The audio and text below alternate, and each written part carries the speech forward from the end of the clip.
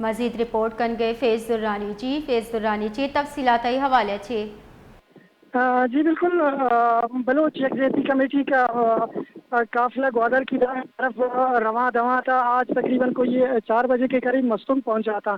مستونگ میں نواب ہوٹل کے قریب قافلہ پہنچتے ہی یہاں پہ سیکورٹی فورسز کی جانب سے قافلے کے گاڑیوں پہ براہ راست فائرنگ کی گئی.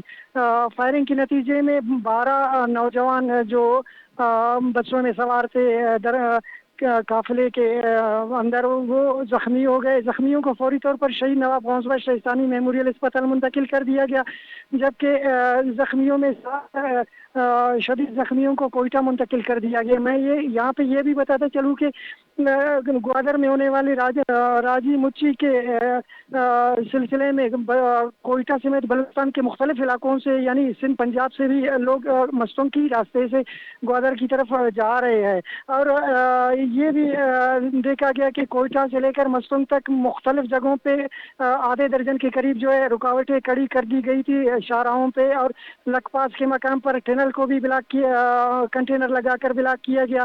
اس کے علاوہ مستونگ کی جو لنک راستے دشت کی جانب سے کنڈ میسوری کے مقام پر بلاک کیا گیا، اور اس کے علاوہ مستونگ سے آگے دتوں کے مقام پر جلدی کے مقام پہ بھی روڈ کو رکاوٹیں کڑی کر کے بلاک کر دیا گیا.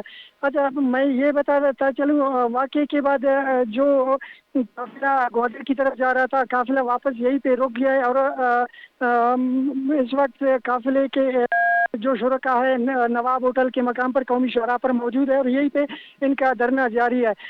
یہ بھی اطلاع ہمیں موصول ہو رہی ہے دھرنے کے منتظمین کی جانب سے کہ گودی بیبیو بلوچ بھی کچھ آگے گئی تھی اور خواتین کے ساتھ وہ بھی واپس مستونگ کی طرف مڑ گئی ہے، اور امکان یہی ظاہر کیا جا رہا ہے کہ مستونگ کے مقام پر جو ہے دھرنا دیا جائے گا.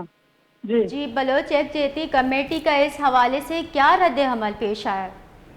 جی بلوچ کمیٹی کے دوستوں سے ہماری جب بات ہوئی تو وہ ابھی تک کسی بھی کوئی بھی موقف دینے سے گریزاں ہیں، جو کہ ابھی تک وہ ان کی جانب سے کوئی موقف سامنے نہیں آ رہا ہے. البتہ یہاں پہ عینی شاہدین کے مطابق جب قافلہ شمس آباد سے ذرا آگے نواب ہوٹل کے قریب پہنچا تھا تو سیکورٹی فورسز کی گاڑیاں ان کے پیچھے آ رہی تھی. اسی دوران ان پہ براہ راست فائرنگ کی گئی تھی، اور ان کے گاڑیوں پہ بھی براہ راست فائرنگ، جو گاڑیوں کے ٹائر وغیرہ ہے وہ بھی جا کے ڈیمیج ہوئے تھے. اس میں مختلف علاقوں کے جو ہمارے جو نوجوان ہیں 12 کے قریب وہ شدید زخمی ہو گئے ہیں.